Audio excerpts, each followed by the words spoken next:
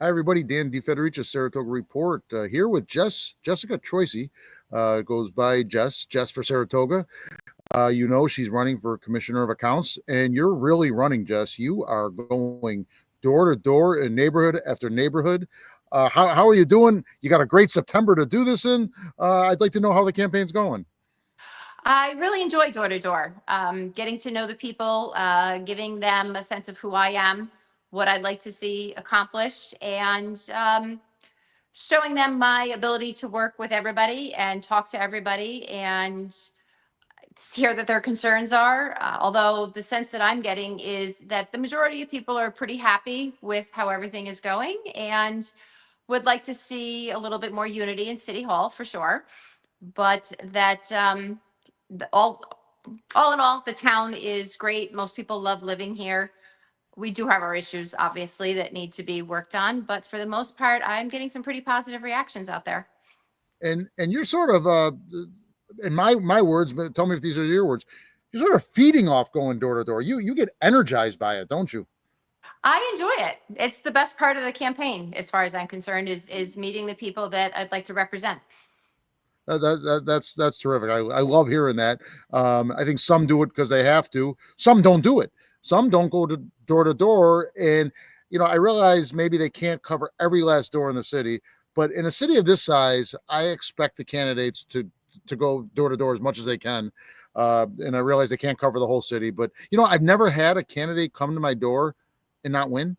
It's if they come to my door, it means they got a good campaign going, and sounds like you've got a good campaign going. So I like to see that someone that's interested in doing a great job and not afraid to fight for it. What Let me ask you, what are some of the issues, positive or negative, or topic points when you do talk to people? What do they like to talk about? Well, there's definitely some concern about the increase in homelessness and the need for affordable housing, the need for safe housing for our unhoused population. There is some concern over the building department, but overall, most people aren't really aware of that because they don't deal with the building department. Again, I think told you this before, but my experience has always been great with our building department. They're great guys to work with, and they're there to help, and they work very hard at what they're doing. They're very knowledgeable, but again, I guess I come from a different mindset with that. I've done it enough times now. And if you follow the rules, they're there to ensure that you're getting the best possible product while you're building. Okay, great. I And hear sorry. oh no, you go. You're the candidate. I got to shut up a little more. Oh, I definitely hear some concerns about uh, the tensions in City Hall and the stress that it creates on some of the employees and the infighting within the departments and within the department heads. Definitely hear some concerns about that. People don't like that their tax dollars are going towards things that they feel are inappropriate. And you've told me both on camera and off camera, you feel confident you can be a unifier and work with everybody, either party, either side, to for the betterment of the city. Can you expand on that a little bit? Absolutely. I've always been that person. I believe in finding the common ground. And while you may not have the same reasons for the solution, typically you can find some common ground and everybody can work together. I'm good at that. I believe in that, looking for the good in people. And I believe in building bridges. And that's how I would approach this job: build bridges, not burn them.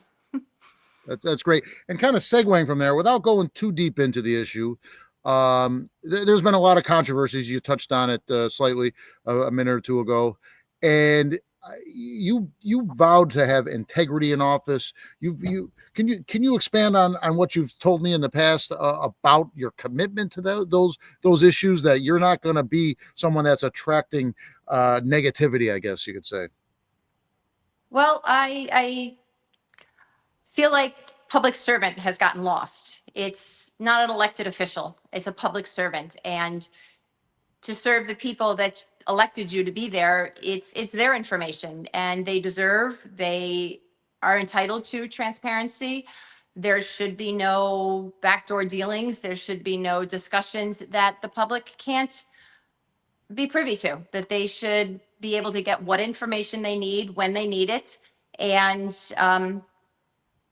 I guess it's too bad if we think that there's too many FOIL requests. They're entitled to that information. If they want it, they deserve it.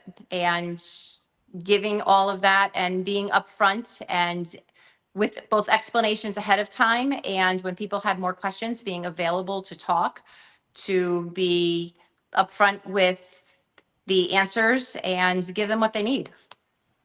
Yeah, and you've been hearing a little bit about this on the campaign trail, right? When door to door, people are Yes. aware of these issues, right? They are, not as much as when we used to all get a newspaper on our front stoop every day, but people are aware, and they're disappointed. They're disappointed that the people that they elect in office um, are behaving in a way that they think is inappropriate. Okay, good. I'm glad we were able to touch on it because it's an important issue. It's always, government transparency, government accountability, always important, but Yes. perhaps more so even these days. Thank you. I want to go back to something you said earlier. You talked about being knowledgeable about certain things. You're knowledgeable about the homeless issue, the unhoused, because you worked for several years as an addiction counselor, and there's sometimes an overlap amongst the people suffering from addiction and being unhoused. Can you tell me a little more? First of all, it seems like it's really in your heart that you want to address the homelessness. It's an issue, but I think it's also in your heart that you want to help these people. Can you expand on that? It is. There definitely is some overlap. Not every unhoused person has an addiction issue, but it certainly is very prevalent. And while I do know that forcing treatment on people is not the most effective way, it certainly is a better alternative than doing nothing.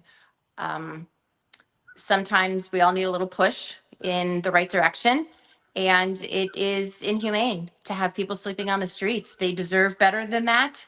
And they deserve every chance that we can give them at getting their lives back on track. And the goal is certainly not to put them in jail. I think that that is a rumor that swirled around there, but that is not part of the ordinance.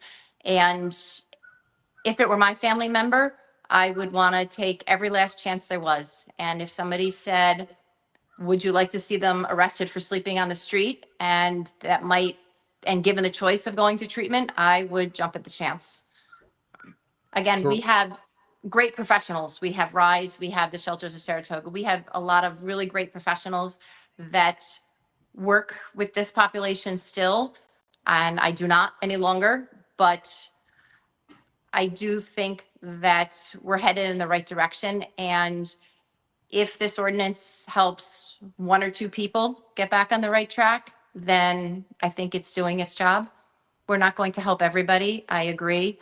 And it is two pronged. We still need a low barrier shelter. We still need space for people to sleep at night. And there are going to be people who treatment is not successful for. And that doesn't mean we should leave them sleeping on the streets. you are more than just a moderate. You are so reasonable, so even keeled, so common sense, Jess. I'm thrilled that you're running, and you're a great candidate. Keep going. Before we wind down, do you happen to know what neighborhoods? So we're taping this on Friday afternoon. Do you have any? Do you know that far ahead what neighborhoods you might be in next week?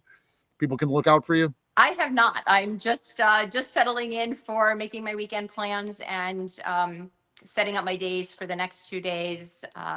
We are attending the Wellspring Pooch Parade in the morning with Frankie. He Okay. needs to make his weekend appearance out and about.